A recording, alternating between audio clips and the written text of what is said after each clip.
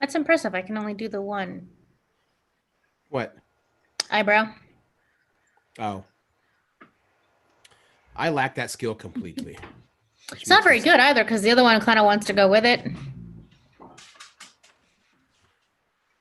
I literally can't do the other one. It's honestly from watching Star Trek all the time and mimicking Spock. Did he do both eyebrows, like alternately? He just always did one, but I would practice with both. Mm. Yeah, I never got. I gave up rather quickly trying to do that.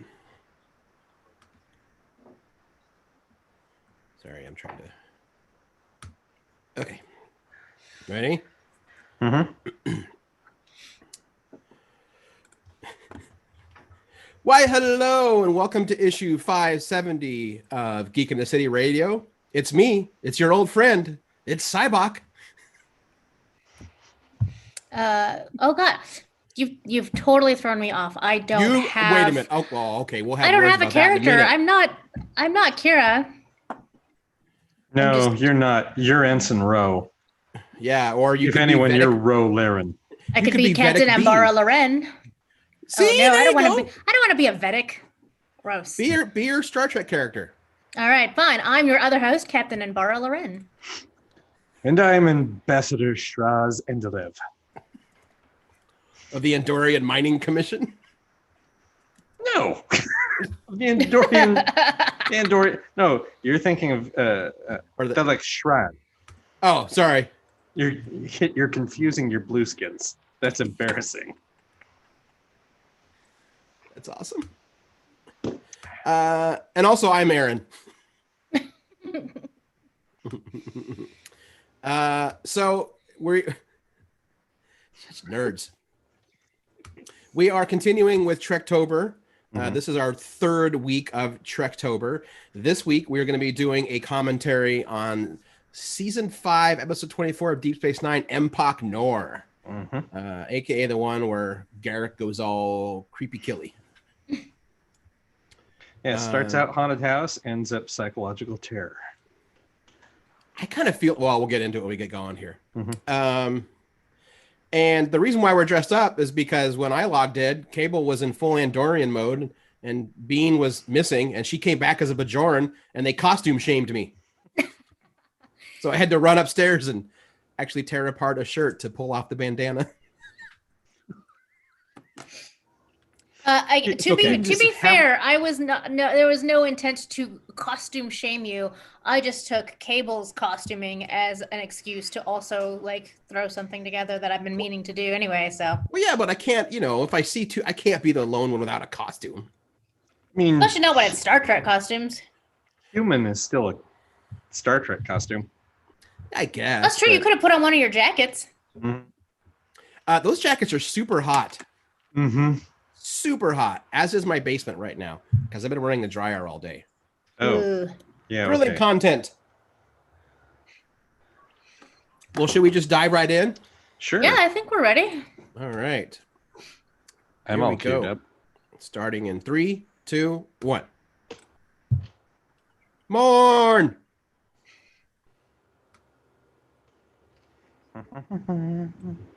And now...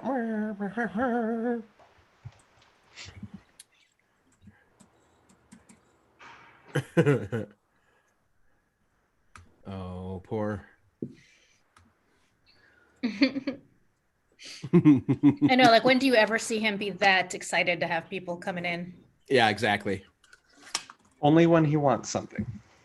In this particular case, he wants someone to stay longer than 5 minutes.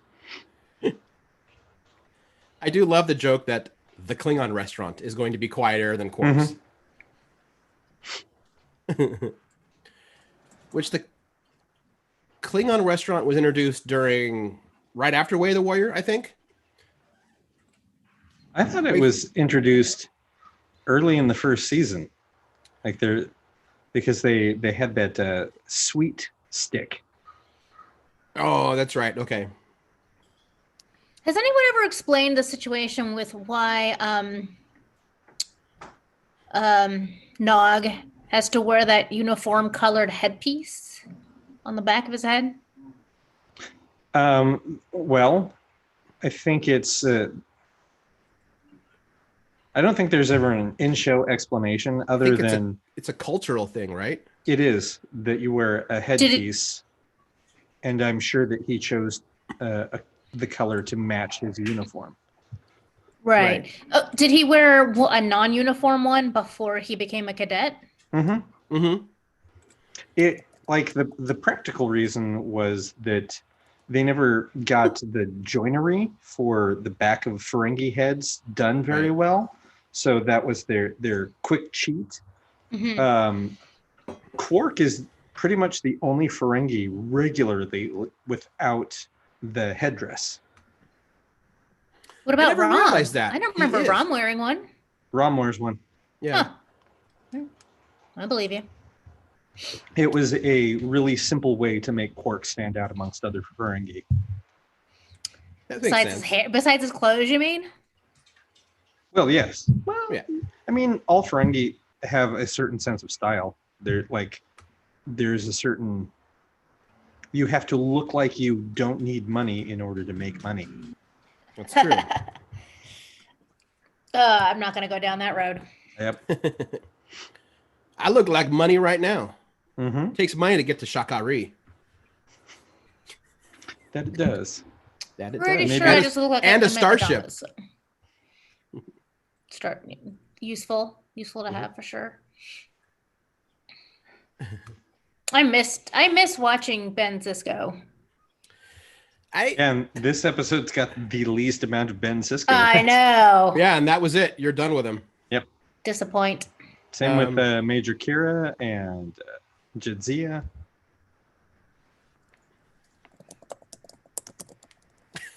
I love this line. Norm says that he's like perfectly, or he's halfway between through season 5, so this is like kind of perfectly placed. Oh, cool. For that. Oh, nice.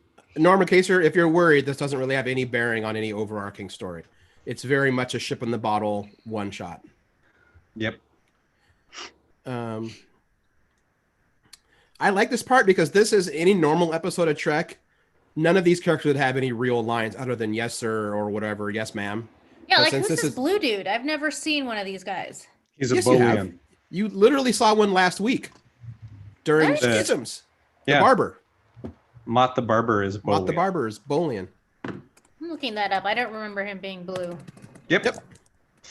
They are named after Cliff Bowl, who is a producer, designer. I forget what he does on the show, but like his name, you'll see the name Cliff Bowl in the credits a lot, and the Bolians are named after him.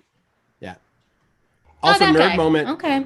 This is the first appearance of the Starfleet rifle after First Contact because they debuted in First Contact. This is the first time they've been on TV. Oh.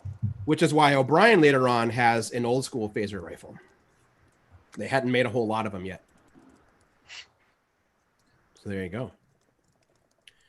Anyway, I was going to say, I like that scene because it gives you a chance to slowly get to know and have thoughts on characters that are clearly going to die once you know this episode. Mm-hmm. Well, like any horror flick, you have to sort of introduce each of the archetypes.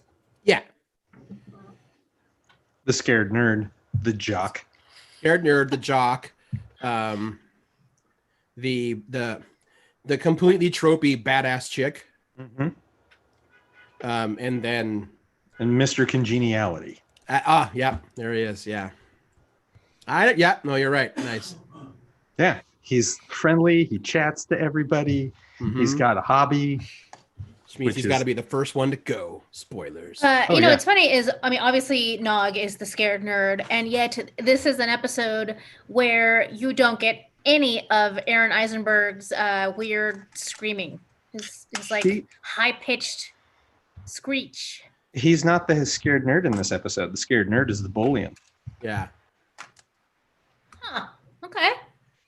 His role in this episode is the best friend. Right. The one that, like, the hero has to save. Yeah. Wow. Gotcha. You're right, Aaron. I hadn't thought about this before now, but you're right. These are all horror movie character tropes. Yeah. I Yeah. didn't- Go ahead, Bean. I didn't process it like that at all. I wasn't thinking about the archetypes when I watched it the first time. Yeah. Oh, he's the younger friend because O'Brien is the mentor. Mm-hmm. Also, it was fun to see them in that sort of like little brother, big brother dynamic. Yes, I think that's a better. Yeah, that's a good way to look that's at it. good. I do believe this episode is written by Brian Fuller, who would later go on to create Discovery. Oh. And then be subsequently let go, but Yes. Oh, I will admit something, Aaron, since I kind of pick on you for this. When I was watching this with the audio on, turns out I actually do get a little emotional about that theme. It's a really good theme. Oh, DS9? Mm-hmm. Yeah, no, it's dun, dun, dun, dun, dun, dun. It's no Rock and Enterprise theme, but it has its place. Actually, no, DS9 theme is also my favorite theme. Well, and don't forget, this is later season, so you get the drums. Mm-hmm. It's very like, oh, here they go. Here's another thing I've never seen before is this like pseudo chess or like jacks. It looks like they're playing jacks where they like throw a thing and pick things up. Yeah, it's a little bit. Yeah, it's totally Culture. created just for this one. Oh. Yeah, because it doesn't ever show up again. No, ever. But like you get the idea that it's chess or Go or Stratego. It's your basic game of strategy that it would be the same thing if they were two humans and he was talking about I want to play chess against you. I also forget that this is before Rocks and Shoals. And anyone who knows Rocks and Shoals, it's when. Well, it's the one. It's where after that, Nog refuses to let Garrick ever stay behind him ever again. Really? Huh. Yeah, they even reference it. He says, I would rather if you did not walk behind me due to that unfortunate incident. And Garrett looks at him and smiles, Ensign, there may be hope for you yet.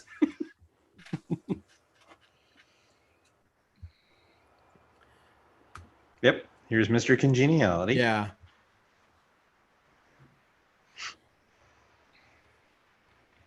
It would be, I mean, I guess it's because I've got my 20th/21st century mentality. When he talks about collecting relics or whatever, I'm like, oh, he's like a war profiteer. But I was like, it's probably not it. Not with this character. He just kind of probably likes to collect things for like, a Starfleet scrapbook. Yes, except that these things come off of soldiers. Right. Yes.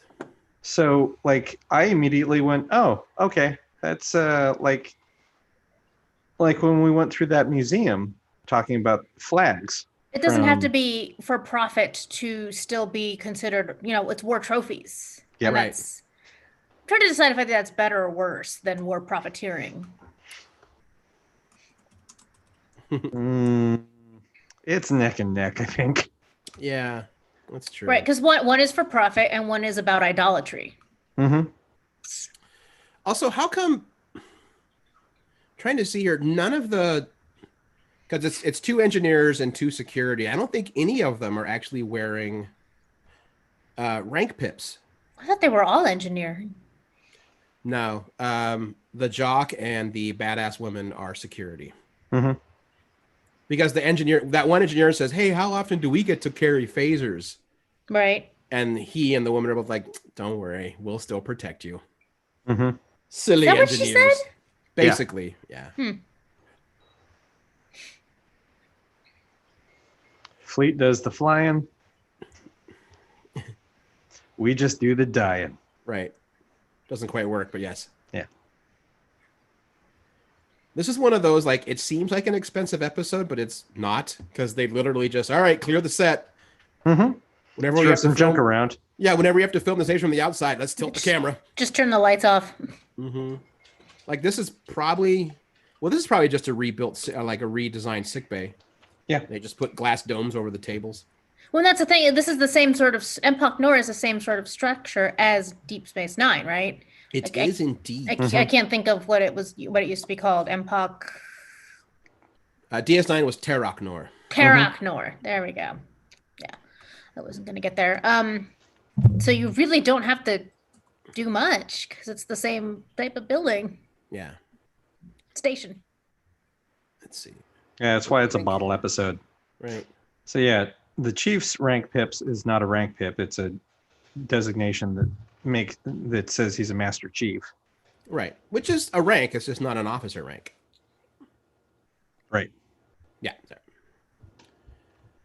It's an NCO. Right. I know it's a weird thing to be like. I just want some kind of costume consistency. I hadn't noticed that they weren't wearing pips. No, none of them are. Which would also mean that they're enlisted. 2 of them mention graduating the academy together, which puts them as officers because enlisted don't go to the academy. Star Trek's never been really hard and fast on how all that shit works. This is true. Well, now I'm just going to be looking real closely for pips. Oh. Pips and pips and pips and pips. Kibbles and pips. Yep. Here's the scared nerd. Mm-hmm.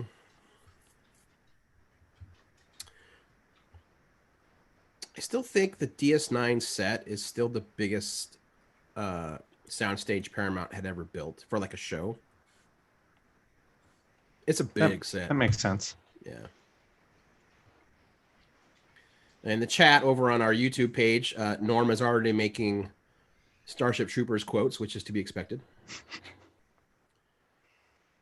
As is tradition. That's it. And yes, Norm, these are first contact suits. I mean, I don't know if I'd call them recycled suits since it's all Starfleet, so they're all going to have the same suits. You know? That's not entirely true, as we've seen. They have different uniforms. Why wouldn't they have different air suits?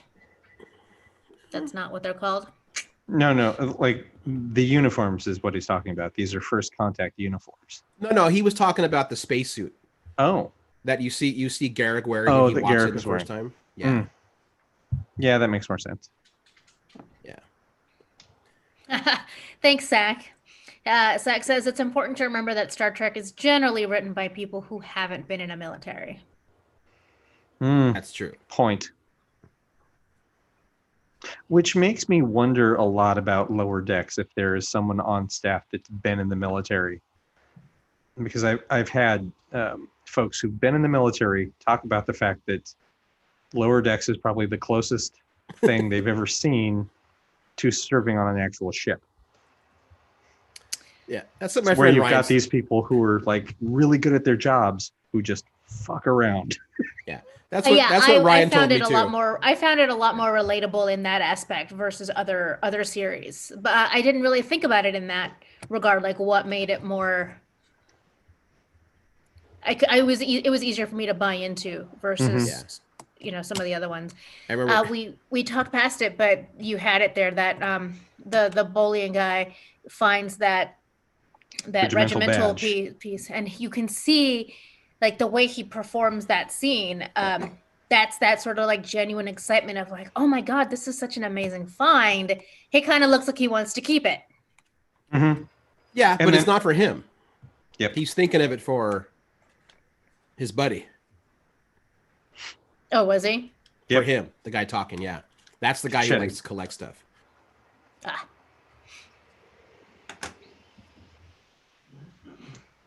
He's the popular kid. Everybody loves him. He's great. Of course, he's going to get killed first. But he's also the nice guy. Like, oh gosh. Yeah, she's the streetwise.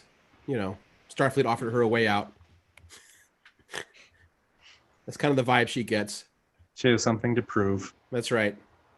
She's the strong female character trope. That's right. The other guy, he just likes to kick ass. Mm-hmm. And take names. Hell yeah. To compensate for his receding hairline. Aw. I do dig the phaser rifles that they incorporated, just as a design. I think they're good looking. Mm-hmm. I think it's also the first time since TOS that a phaser rifle isn't essentially just a hand phaser that's had more power plugged into it. That's kind of how it's kind of neat. That's how Star Trek's already done phasers for Starfleet, is they just get bigger because they're modular. You just add on to them. Yeah. But that doesn't necessarily make them more powerful. I mean, I think it's supposed to. I mean, you know. I think it just it doesn't have ammunition, but it does have a charge. Yeah. So a Type 1 hand phaser. So are Type 1s the tiny ones, or they the pistol? Type 1s are the tiny ones. So Type 2 is the pew, pew, right. pew, or so the Type Dustbusters. 1s have like maybe 2 continuous hours of energy. Something, yeah. The Juice. pistol gripped ones got like 8 hours of continuous energy, and a phasal rifle would probably have 24. Right. Okay. Because it can store, like you can put more storage cells on it. Sure. Okay. I'll buy that. Because it's not an ammunition thing. Right. No, that makes sense. You were just saying they were more powerful, and I'm like thinking, okay, but only like the core part of it would be where the power draws from. So like if you like attach a longer muzzle end or like a bigger buttstock, I'm thinking of it in a very like traditional weapons sense, and I'm like, you can't make a gun stronger by just putting more shit on it. Unlike the No, rifle not that really. Nog has, which is stronger. But that's the way that is, right? It's that's like the true only design Americans, we have that just comes spent in. 8 minutes talking about a gun during this episode. Oops. I know it's funny. Oh, I miss Aaron Eisenberg. He put so much heart into that character. I know. I got sad when I saw him for the first time on this one. Yeah. I think the episode where Nog makes his impassioned plea to Cisco to get a letter to join Starfleet Academy, that was I think the day that Ferengi changed for me. Like my attitudes towards Ferengi as a race and as characters changed. I'm like, I don't think I know who these people are. Right. And sure enough, that was part and parcel of the entire shift that Quark's family had on the Empire. Everyone but Quark. Yeah, which is still also like there were things that Quark did that were already not traditionally Ferengi. Oh, we're gonna miss one of the first really good kills though. Oh, here we go. Yeah, because this is totally like, you know what? I don't even know if this is haunted house. This is being stalked by Jason Voorhees, kind of thing. You know, you thought you heard him there. This is The Hills Have Eyes. That's even better. Yeah. Or you're being stalked by crazy people. I was gonna say last house on the left, but Hills Have Eyes is better. Oh yeah. Last Similar. house on the left. Yeah. Well, I'll just put my phaser back in its holster. It's like and turn my back. Why he would thinks you do like an that? engineer, not a soldier. This is true. I mean, it's really well shot. It's kind of hard for Star Trek to, up until I would say actually Discovery, it's always been hard for Star Trek to pull off. Because it's the future. Nothing's scary anymore. Like, that's a legit jump scare. That's good. Oh, I love the dangling feet is such a good effect. Also, for Trek, that shit was savage there. Just threw her right Just off. fucking threw her over. There's our first 2 kills. I mean, eventually we get a full on just like a neck crack. Like these Cardassians are not messing around.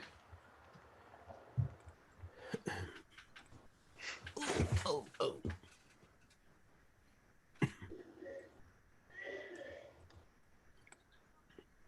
What was that? Did you? What was what? I thought I heard a weird little growl. It's someone out on the street coughing. Okay, good. I was like, wow. I just turned the audio up a tiny bit on my video, and I heard right at the moment that I heard that coughing, and I was like, "Can you hear my video right now?" I got the black lung, Pop. Yeah, Norm's with me. This is Cardassian Jason Voorhees. Yeah, that's a or The Hunted, or I mean, Michael Myers, yeah. definitely. Right. You were saying haunted house earlier, but it's really more. It is more of a pursued situation. Yeah, I mean, my memory is haunted house because it's basically an abandoned, creepy space station. So that's where I went initially. But it's more slasher film. Yeah, you're never being pursued by a slasher at like the mall while it's open. No, but I'd watch that movie. I don't know which malls you go to, but I mean, Lloyd Center is basically a slasher. I was at Lloyd Center It about is. a week ago, and I was like, "Holy shit! This place is even more depressing than ever before." Also, we have to say how good Andrew Robinson is at going kind of like he's not going crazy. He's showing the effect of the drug. Mm-hmm. It's like he just amps up. He just amps up his natural paranoia. Yeah, he's like a little bit more like paranoid lizard. The sweat, the scratching. I love this scene. You'd like to shoot me.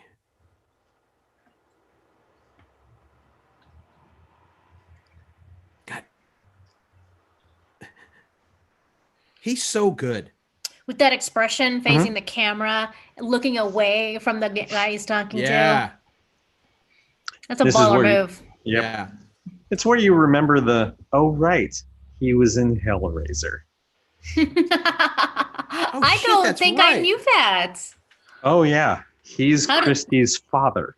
How did this never come up before? Oh. Huh. I guess probably because I always... Is he the guy that has the line, Jesus wept? Yes, because he's Christy's father, who then gets killed by her uncle who came back from hell. And her uncle skins her father and wears his skin. So when the Cenobites catch up to him and he does the whole Jesus wept sign, he's wearing an Andrew Robinson suit. Right. You know that actor improv that line? That is not in the script. He ad-libbed it right there. So Andrew Robinson ad-libbed that. That makes a lot of sense. Uh-huh. Well done. Yeah, plain and simple Garrick is definitely one of my favorite characters from this show. If you ever get a chance, read the Stitch in Time book that he wrote. It's post season 7. All about him trying to help Cardassia rebuild. It's actually very good. That's one of my favorite faces that Garrick makes. Oh, his little side, it's the I know you know, but do you know that I know that you know that I know? Oh.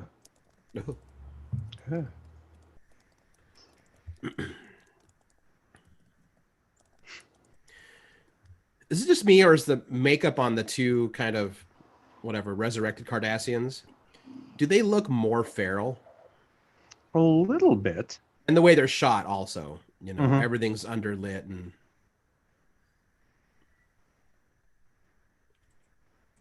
yeah, it still does. Knowing that it was Brian Fuller that wrote this, that makes a lot more sense that this does have the horror movie tropes to it, including the lighting and how things are shot. Right. Which meant he probably had a hell of a time going, crap, how do I end this? It's still Star Trek. Right.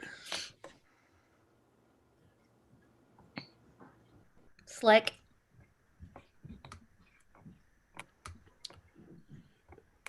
I've also noticed the score to this episode has a subtle kind of Michael Kamen in the Die Hard vibe to it. It's got a lot of dun dun dun dun, like with McLean sneaking around and they're playing that kind of just that little background stuff. Mm-hmm. It's got a very similar vibe, with like nods to like the original Predator movie, which had to be intentional by the composer. I can't imagine it was not intentional.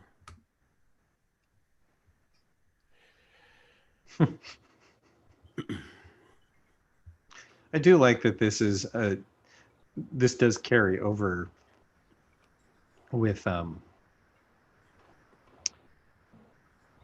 backstory for Chief O'Brien, that he was not only is he a non-commissioned officer, but the reason that he's rose in ranks to Master Chief is that he is a war veteran of the Cardassian Federation border war. Yeah. Yeah, we had a long discussion about that. It's from the episode The Wounded. It's the first time they bring it up. Right. I'd forgotten about that. He's got that line that I don't hate you, Cardassian. I hate what I became because of you. So I like that they call back that like he would rather just forget that part of his life. Mm-hmm.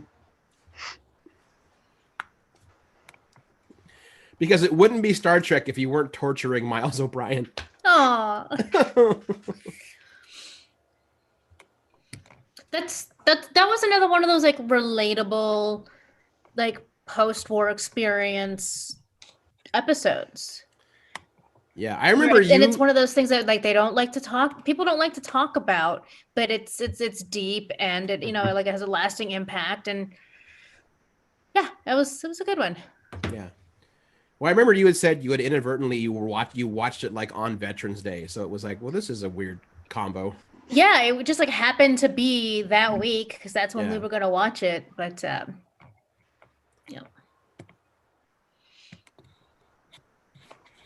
Because Veterans Day is about more than, sales and barbecues. Right.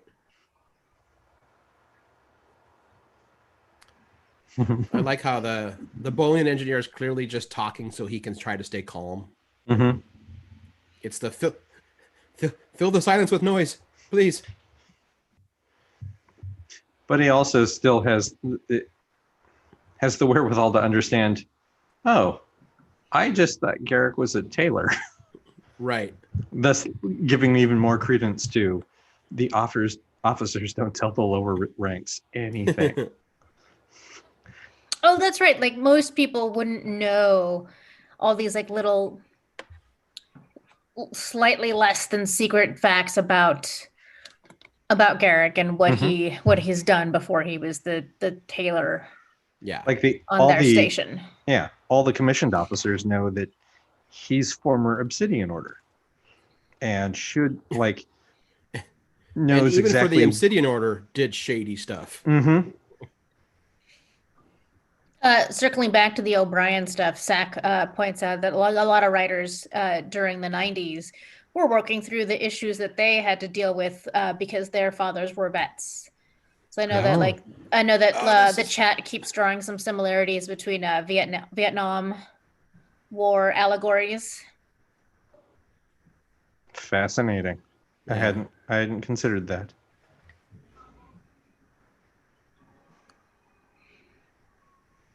And the reveal.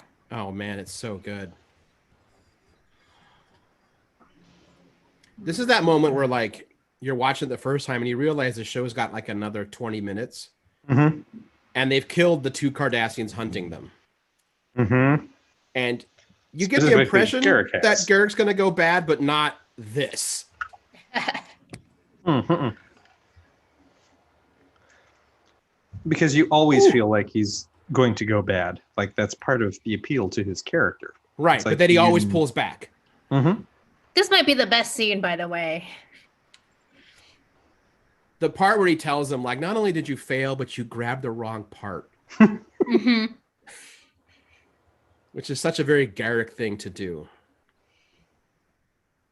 It's a classic, like, bad guy reveal in a lot of horror movies where it's like this sort of benign statement, but he's saying it while he's killing you, and you're like, oh my God, it was you all along, and now it's too late because you're killing me. Right. It was you. The call is coming from inside the station. That's right. Well, of course it is. There's no other ships. Where would it come from? You're in space.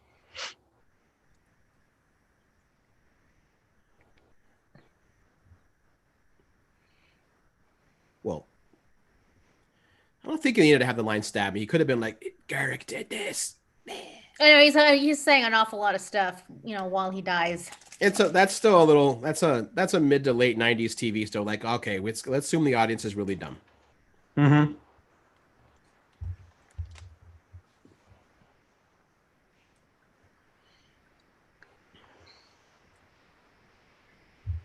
And remember, if they'd all listened to him on the runabout, they'd have played offense soon as they found out that there were Cardassians running around. Mm-hmm. Yeah, here's where Chief has the old style phaser rifle.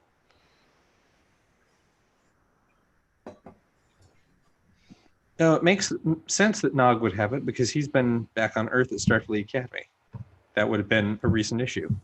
Reissue. And he's probably trained on it more than current serving people are, because they got like daily jobs to do, and he's in the academy, and they're like, "Here's your new gun. Mm-hmm. Learn how to use it." Well, I don't know. You're the one who's always saying that like Starfleet isn't really a military. How much of their training weeks or months or whatever do you really think would revolve around weapons? Well, it all depends how you want to read into it, because there's the whole thought process that basically after the first encounter with the Borg and then leading up to and through Wolf 359, Starfleet gets way more militaristic because they know the Borg are still coming. Which the Akira class, the Defiant, like they start designing ships for like one job, and it's to just stay in a fight as long as it can. And then the Dominion War happens. I also feel like that they go back and forth. Like when we're introduced to, if you look at the timeline of like Enterprise, Archer and his crew are clearly explorers. Right. They have to bring on military personnel when they go after the Xindi. And then there's that whole speech about like maybe we should be more military, and it starts going that direction, and then the war with the Klingons happens. And after that, that's when they start going back to we're going to be explorers again. And it's not until the like when you move from TOS to the movies, then it goes back to becoming very military again. Yeah. And then after Undiscovered Country, they swing the other direction and start going back to being explorers, which is where we meet Picard for the first time. And then you're right. Then they get into the Borg storyline and back to military. Yeah. Back to an offensive military. And then basically Starfleet's in a constant state of war for like a decade. They push back the Borg, then it's the Dominion. Mm-hmm. They don't really scale back until after the Dominion War. What must that be like? Right.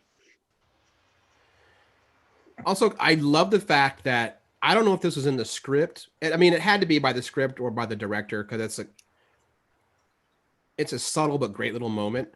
When Garrick finds communicator, he doesn't put it on his lapel. He puts it on his wrist, just so eventually he can do that creepy, like talking into the mic, like I'm coming for you. You can't do that shot if your communicator's like on your just lapel. already. It doesn't work. You have to have that. Yeah. See, much like a board game, he lured the bait. Mm-hmm. Yeah.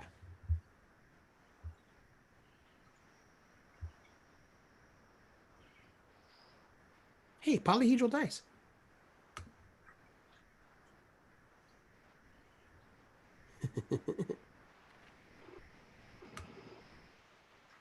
Dun, dun. Yeah.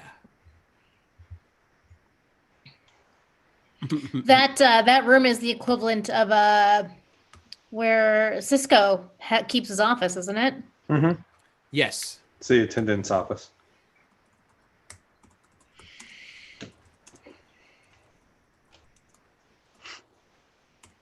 Yeah, because all of this is ops.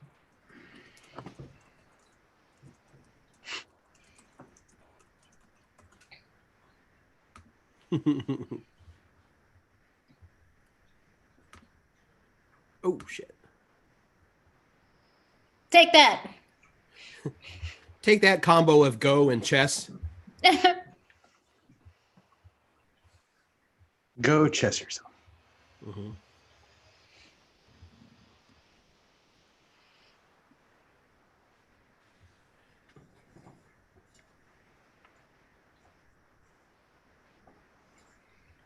I do like that this also, I mean, yeah, he's under the drug, but it also kind of brings out his darker thoughts. That means that there's a part of Garrick that is like, I've never met a human that has killed that many Cardassians. He was really good at it. Mm-hmm.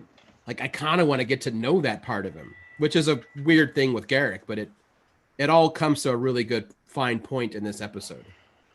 And that's the arrogance of Cardassians. It's like, we're the best at war. We do all kinds of warfare, mental warfare and physical warfare. Right there. Ah, good shot.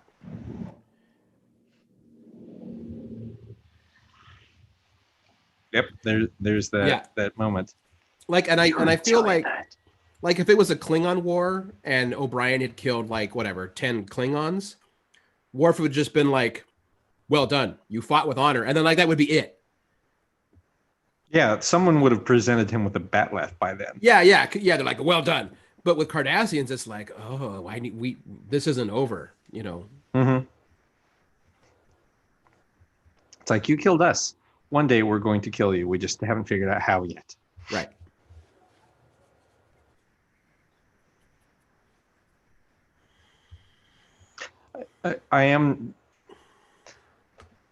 I watched this last week in preparation, and I'd completely forgotten, and it's dawning on me now. There is no B plot line to this episode. Oh, yeah, you're right. Nothing, None. which is kind of nice. It would break the tension. It would. It would have ruined this episode. Because this is one of those few episodes where it's okay if you spend 10 seconds with a character just walking down a corridor. Oh, it's fucked up. Yeah. I mean, the last time Trek did this was what, Wrath of Khan? It's just on straps the now. Regulation? Yes. Yeah. Regular one. Mm-hmm. Or even in the future, pulleys squeak if it's dramatically important.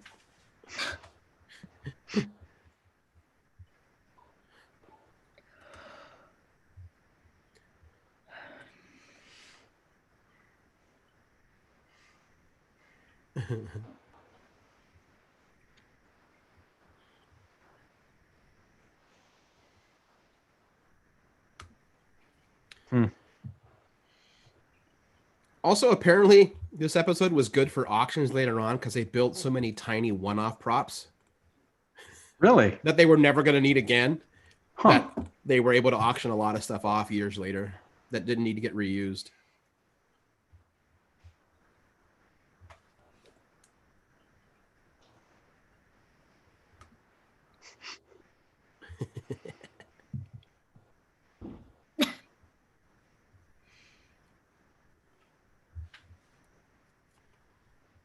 Oh, yeah. Sack mentions he's giving off a good Jack Torrance vibe. I'm not making the reference. The Shining. The Shining. Oh, okay. That's why I'm not making the reference. I'm not going to shoot you.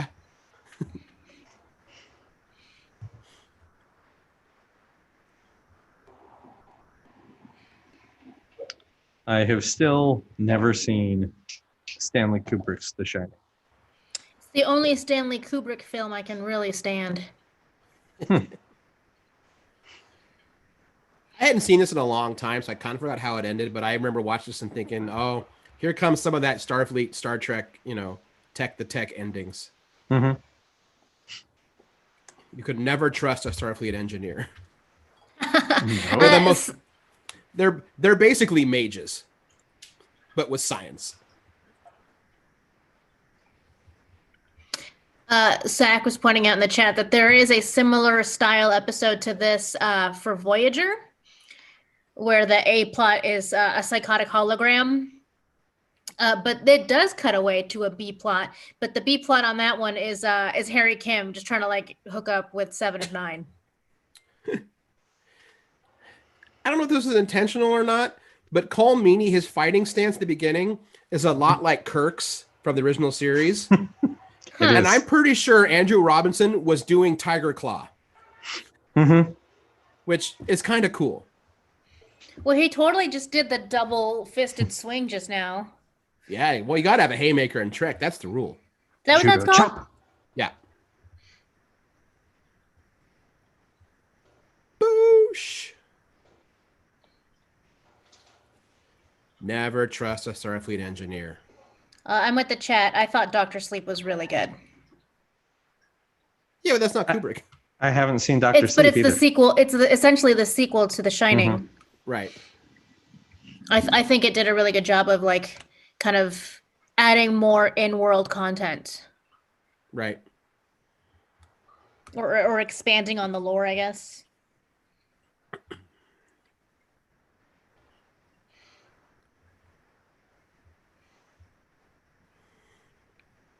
Like this would have taken the show down a different road if this had been the death of Garrick. Yeah, I did read like that was never once in the cards. And they intentionally give us 4 people we've never seen before because they're like, well, we need to Somebody's kill off gotta characters. die. Yeah, Mhm. we can't.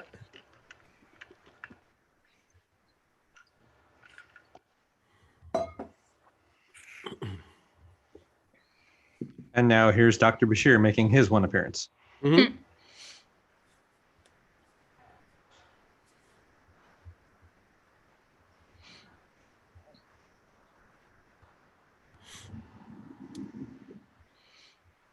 These still might be my favorite uniforms. This episode make me really excited for my jacket coming. I know. Oh, did you order one? I did. Good. Oh yeah. Yeah.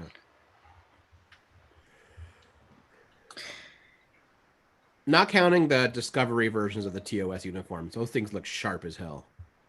But you've got to like the bright colors.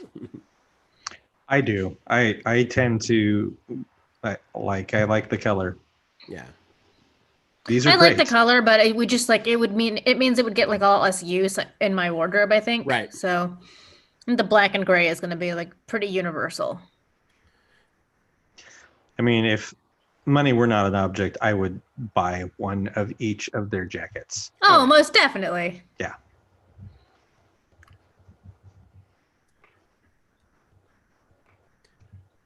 I do like that this shows that even though Garrick was 100% not in control, it's still like, I don't need you to go out of the way to defend me in my, my inquest, but can you maybe tell the widow that, my bad?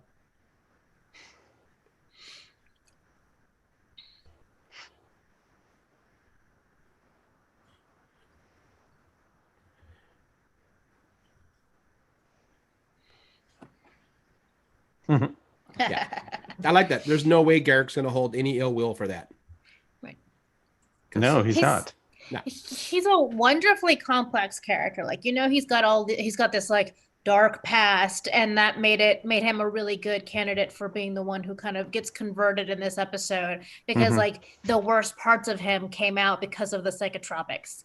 Right. But at the end of it all, he's still the kind of guy who's like, look, I know I'm not technically responsible for what happened, but I still feel bad. Can you please apologize to this person for me? Yep. Right. And I appreciate that they go right back to the level of mutual distrust that they've had for each other. Like they respect one another, but it's like, I like you, I don't trust you, and I'm never going to. For Garrick, it's because you're the hero of Setlick 3, and for O'Brien, it's like you're a Cardassian. It's not going to happen. Right. Zach suggests that what he could have done is offered to tailor some free funeral suits for the people he killed. I don't know how well that would have gone over, Zach, but I like the way you think. So there it is, Empok Nor. I rewatched it this morning. I mean, I always kind of dug the episode, but I forgot like how much I really do like the episode. Like it's really fun to watch. Yeah, I don't think I've seen this since the initial air date. Yeah.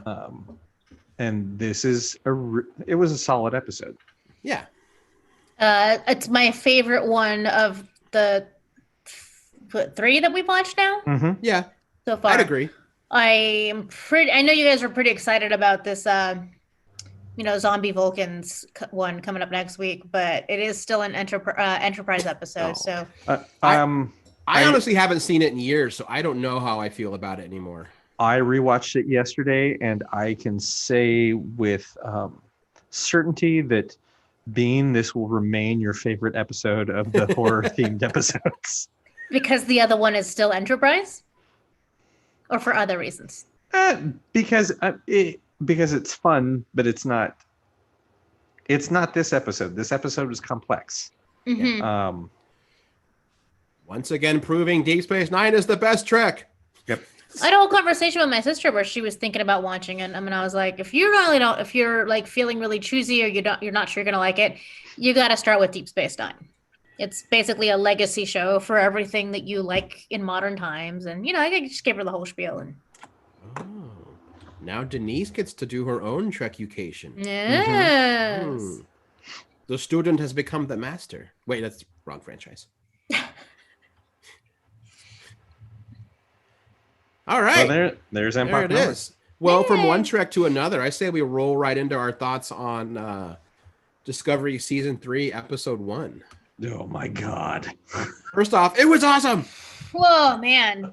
Oh. Just like it hit the ground running and then kept running. Yeah, it did. I really thought of it as like shooting. an emotion sandwich.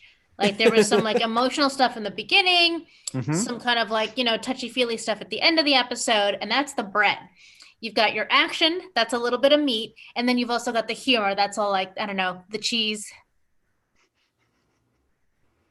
Condiments. Everything else. Maybe the tomato. A good tomato on your sandwich is important. Heirloom, not hot house. Oh, correct. Opinions. I mean, I can't stand raw tomatoes, but that's fine. Sure. For the rest of us. Yeah. It's a grilled tomato for you. Mm. Oh, delicious. I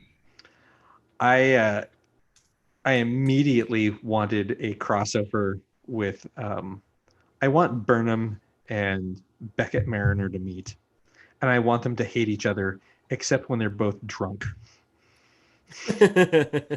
Because clearly that's when they'll get along the best, because drugged up Michael Burnham is fucking dangerous. Oh, she was great. I also love that it was basically this weird extended therapy session, but she had to be completely just off her rocker to do it. It was like this speed realizations, which was pretty great. So what do we think is up with the cat? I know you guys had some theories. Man, What was her name? Grudge. I knew it was something with a G. So, I mean, it could very easily be that it's just a cat. And there would be nothing wrong with it being like just a cat. That's just this character thing for Book. But me being like the big Trek nerd that I am, I'm like, oh man, what if Book is like Gary 9? Oh, that was your. Okay, I see where you're going with that. Yeah, right, you Gary did 7, say that. I don't know what that means. I forgot if they even give the race about what Gary 7 is. I'm not sure. Gary 7 was a human. Oh, he's human, right? Yes. That's the right. race that he works for is not, and is never identified. Right. But they augmented him. Yeah. Because And Book is clearly. I don't know that Book is human. I don't think he is. He's humanoid. Yeah, or he's been augmented. Yeah, because he mentions. Because that was. Doesn't she ask him like, "Where are you from?" And he says a different. And like, he says like he's not Terran, or you know what I mean. And he also like intimates that the power that he has is used. That connection with other life forces is used to hunt. Right. And one a generation comes out as the reverse of that, where all that empathy or all that connection to life forces makes them so empathic they can't bring any harm. Right. But is that Is that an attribute of a particular race within the Star Trek canon, or is it maybe, or like, is it some sort of like spiritual practice, or just sort of a not chemical, but like an anomalous thing where, like, you know what, sometimes we just get a person who is like super empathic in this like magical way. They've gone from what, the 23rd century to the 32nd century. I don't think they know. Yeah, Like there's a lot of things that haven't changed, so I don't know. You guys are the experts here. Not in this. Like, this is finally Trek where we don't know. We have nothing to fall back on. Yeah, I mean, we get some nods and stuff, like, you know, Andorians and Orions. Yeah, but they've destroyed the Federation. They've done away with warp capability ships, and they have done away with subspace communications. So no one is talking to anybody. Everyone is clustered into their own neighborhoods of space. We have no idea what's going on at all. Because they trap. Well, there is still dilithium. When you put it on a list like that, I'm like, wow, that's wonderfully prophetic. Not wonderfully, terribly. Because they now travel on the what? Deliberately. I think it's deliberately prophetic. Yes, thank you. That is the correct word there. Norm, by the way, is speculating that Book is just a new like subspecies of humans, I guess. Or, well, specifically he said he's a new species of humanoid. So just a different humanoid we haven't seen previously hitherto in the universe. Right. Like, his powers seem to be closer in line to betazoids. Mm-hmm. Yeah. But this is way more than that. For sure. Oh, and there was that element of like his people or his family are poachers, and so he's the anomaly where he comes from, in that he's not down for that business. He's going to do the opposite. Right. Yeah. It is. It's funny, for as much as that show is maligned, Discovery likes to do a lot of nods to Enterprise. Well, yeah, because that's the only show that they can fall back to.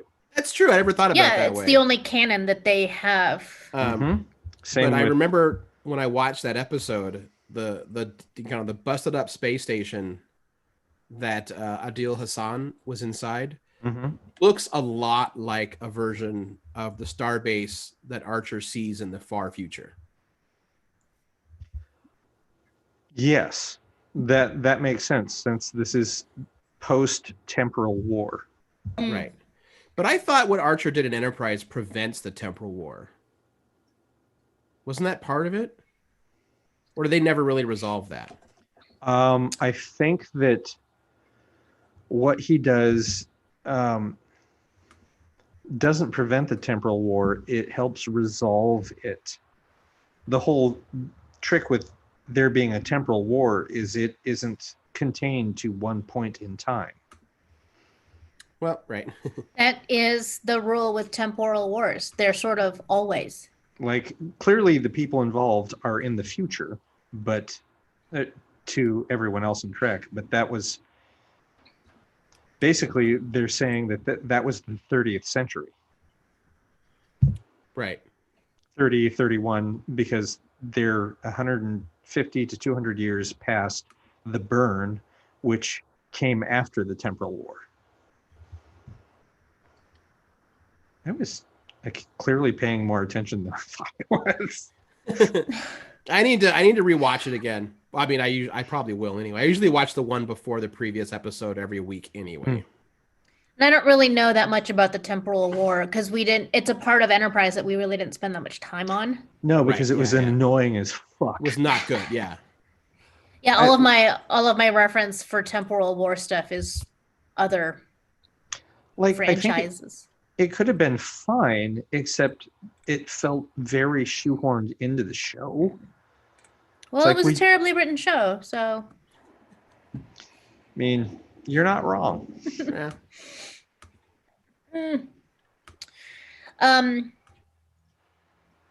I personally really enjoyed when Michael goes on her like mushroom acid trip. Because she's sort of like has her own little therapy session in the middle of like people trying to interrogate her. And I think that like some of her inner but being spoken out loud thoughts were very relatable, I think, to a lot of people, specifically women in leadership. Yeah, and she's. Go ahead. I just really appreciated that. I thought it was very real. Especially the whole comments. She's got a line that I love, and now I've forgotten it. I have to find it.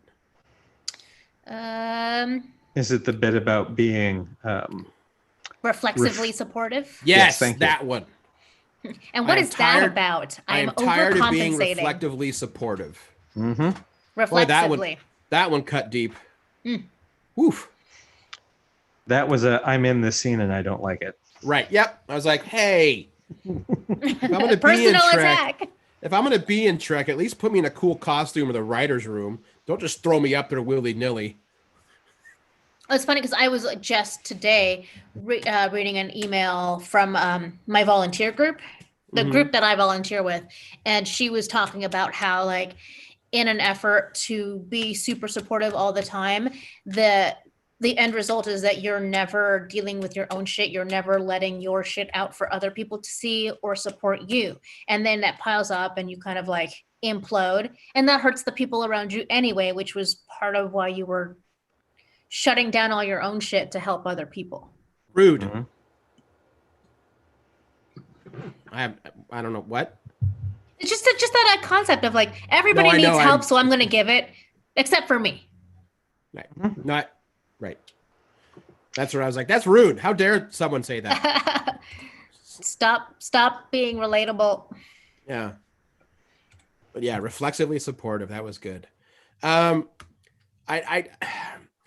a couple of like nerd moments that knowing that writer's room is super nerdy. Like they're incredibly talented, but they're hella nerdy also.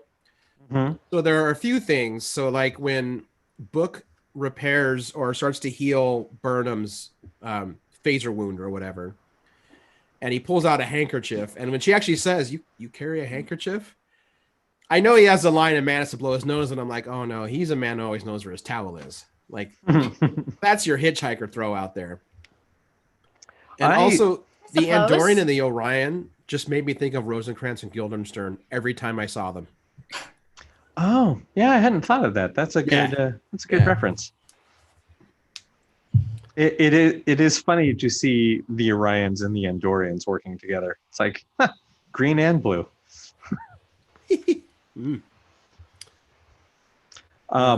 I do appreciate that, and I used this phrase when I was texting both of you, that Burnham got Boimlered. Yeah. When was this? When she got eaten by the big thing. Oh. And then it spits her back out. Yeah. All I could think of is like, when they were filming this episode, did they sit down afterwards and watch that first episode of Lower Decks and went, son of a bitch, they stole our thing? Well, what animation's done so far in advance. I'm trying to think. I was going to argue. I'm like, they're too close together in release dates, but you're right. Animation like has a longer lead time for being done. Or it was just hey, let's have fun. Let's do it again. It could just be the, Discovery. Like I know everyone like harps about how dark it is and all that, but they have fun. They have their humorous moments. They do. And I think we're going to get a lot more of those.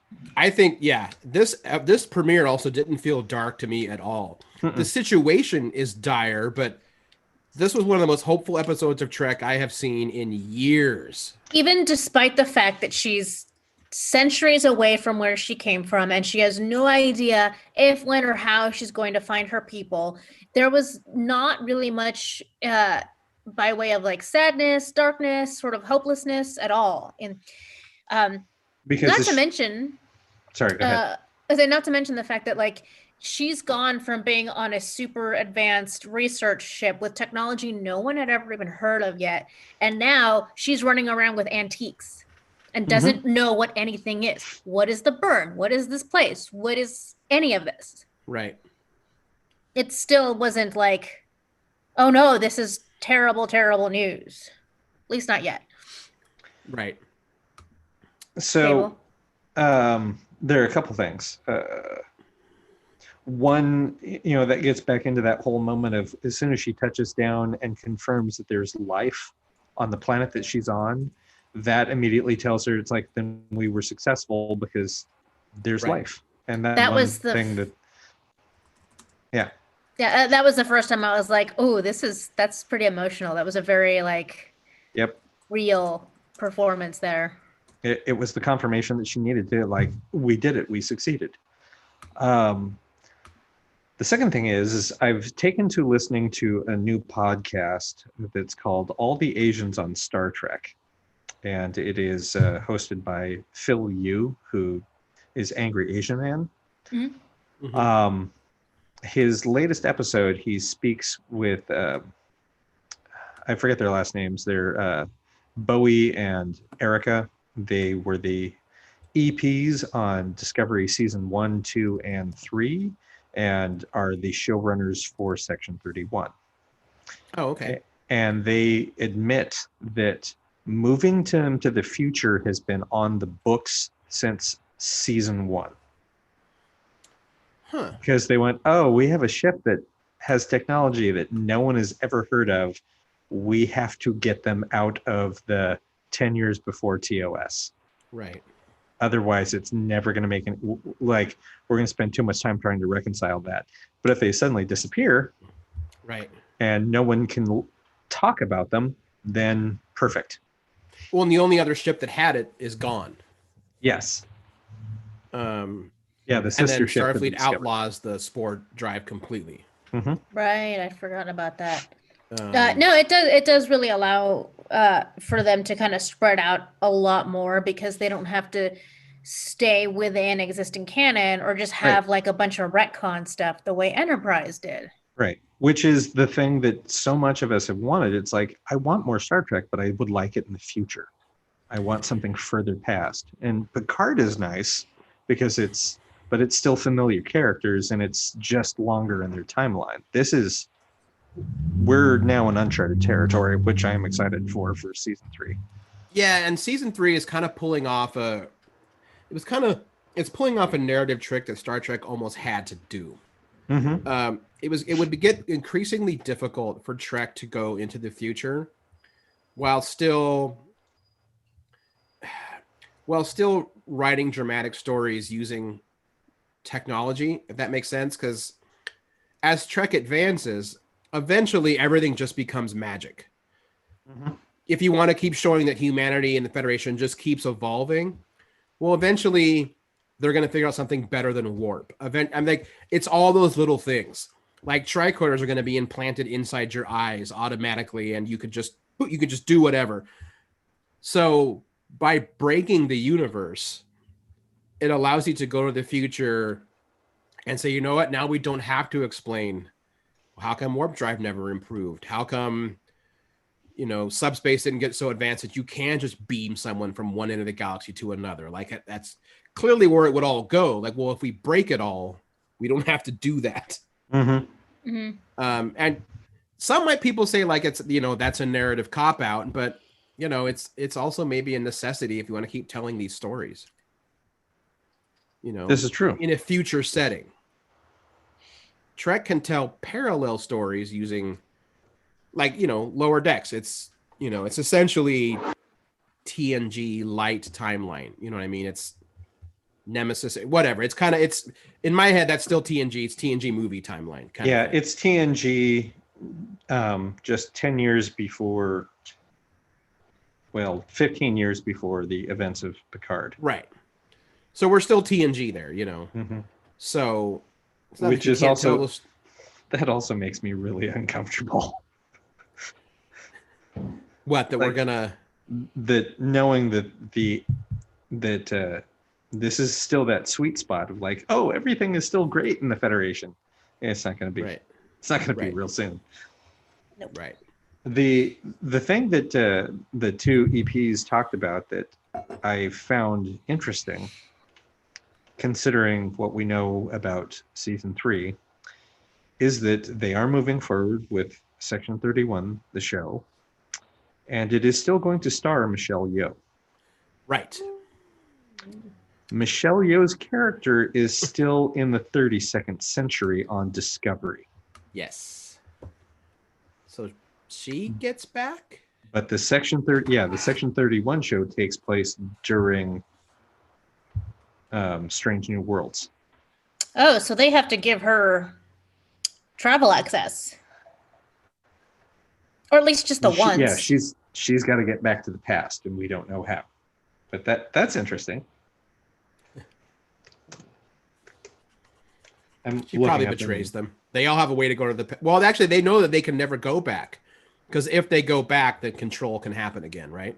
Because it's in the Discovery. Yeah, the ship can never go back. Yeah. Right. And also the suit, which is no more anyway. But for that very reason. Right. Sorry, the EPs are Bo Yeon Kim and Erica Lippold.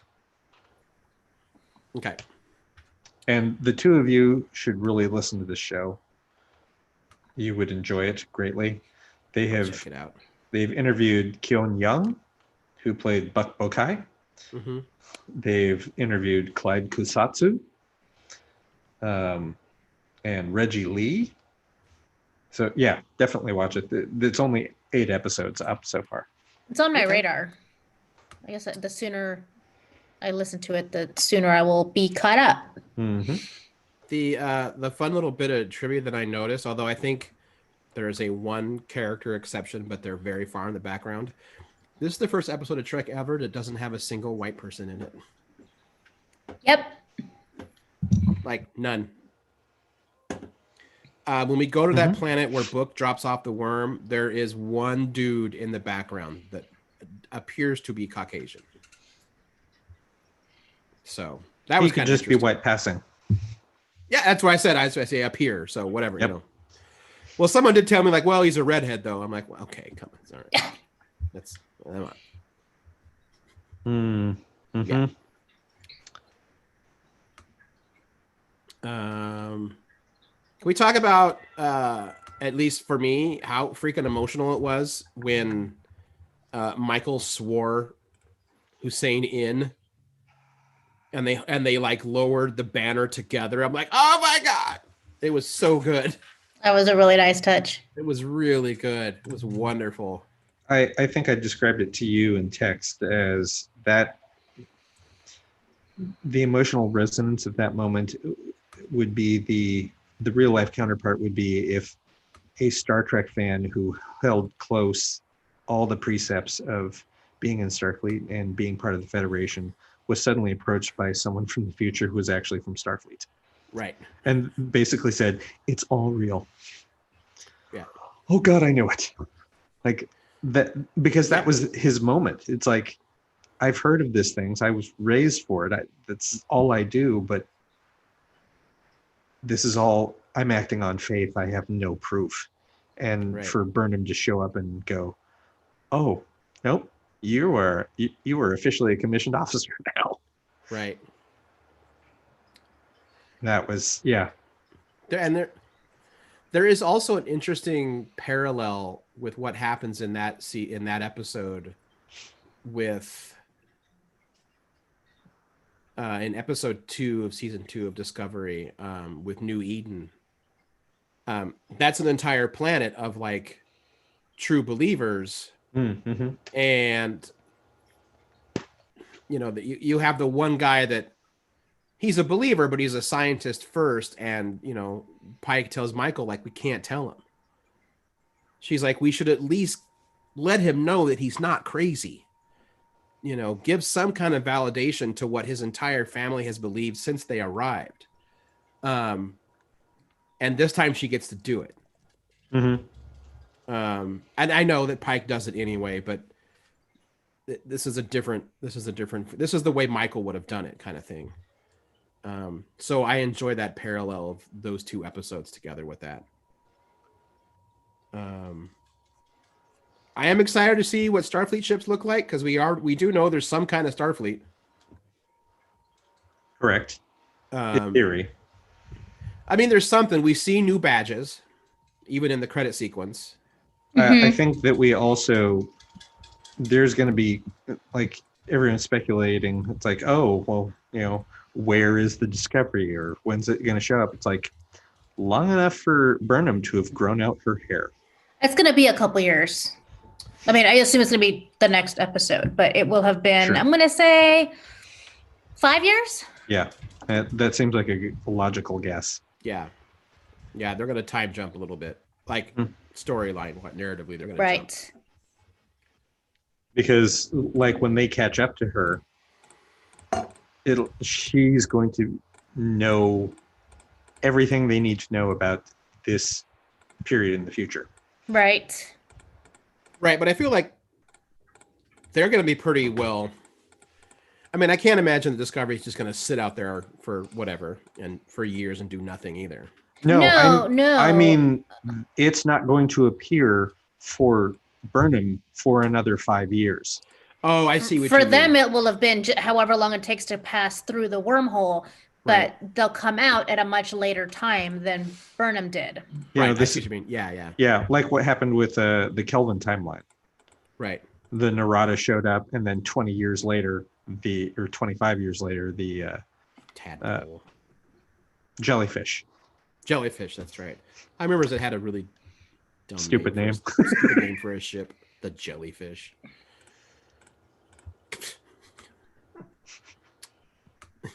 But tell us how you really feel, Aaron. Come on, son.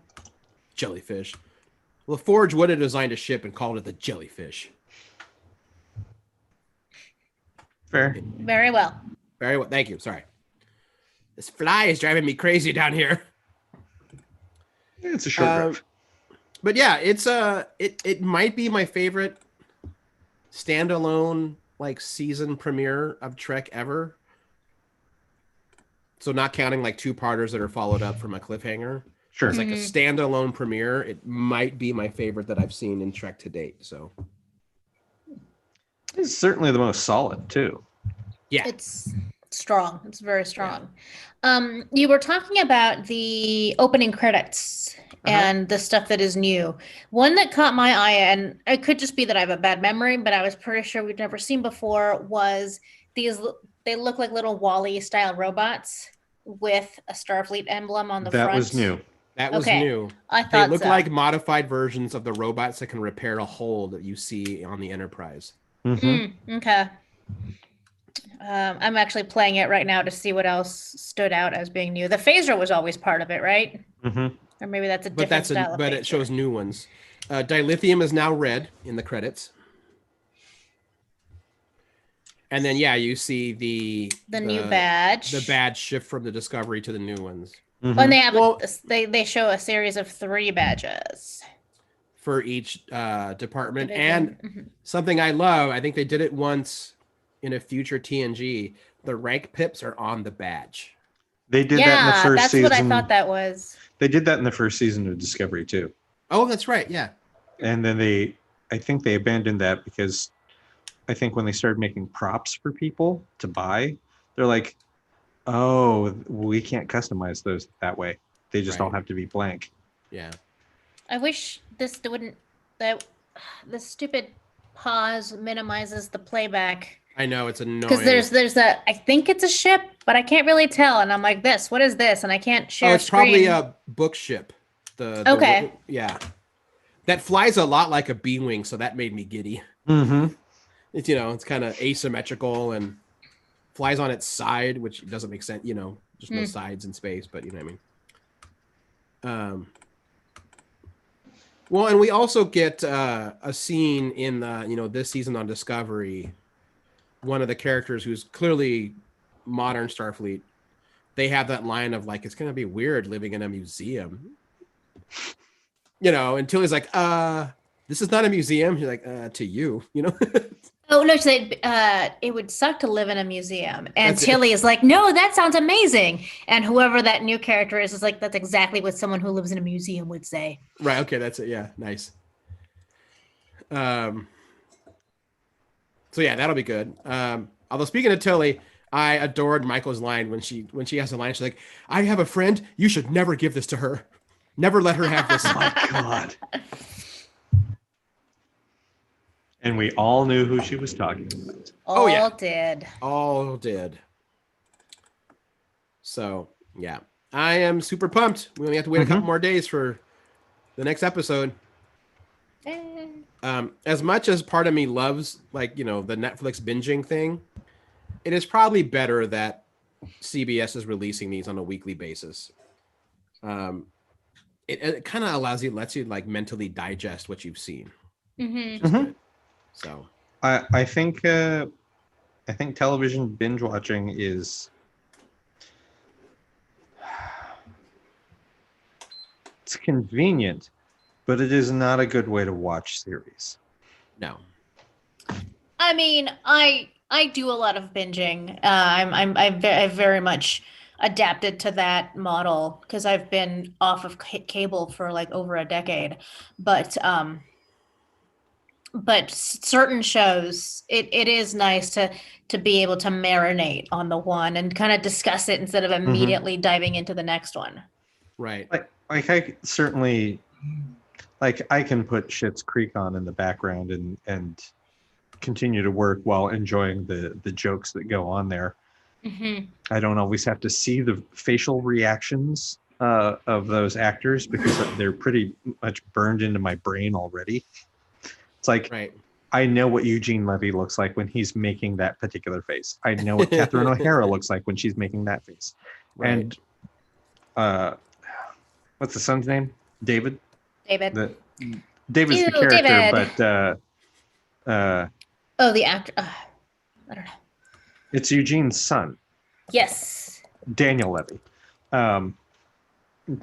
Like, I know all 16 of the facial expressions that he uses.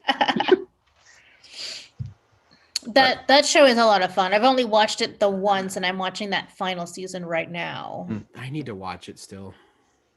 But I dole it out. I'm only watching like 2 to 3 episodes at a time, and then I move on to something else. Right, but it's one of those that it's designed for more binging, where you can watch 3 or 4 episodes at once and you haven't lost anything, versus an episode of Discovery or an episode of The Mandalorian, which is coming up at the end of the month. I know. Where you want that to be a weekly experience, because then it also allows you to binge watching things doesn't allow you to interact with your community and talk about it the way that watching it on a scheduled like it's released every Thursday or every Friday. You have to wait and you talk about it with everybody. Yeah, must see TV. Yeah.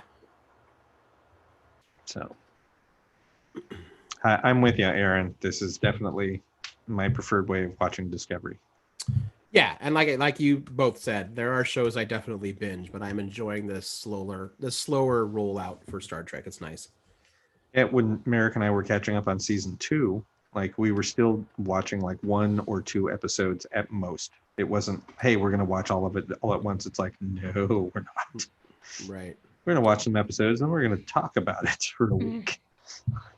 And as Norm points out, and I know it's sort of off topic, but almost on topic, is with CBS doling out the episodes, even if they are only online for streaming, it maintains membership. As soon as Discovery ends, is when The Stand is premiering. Yeah.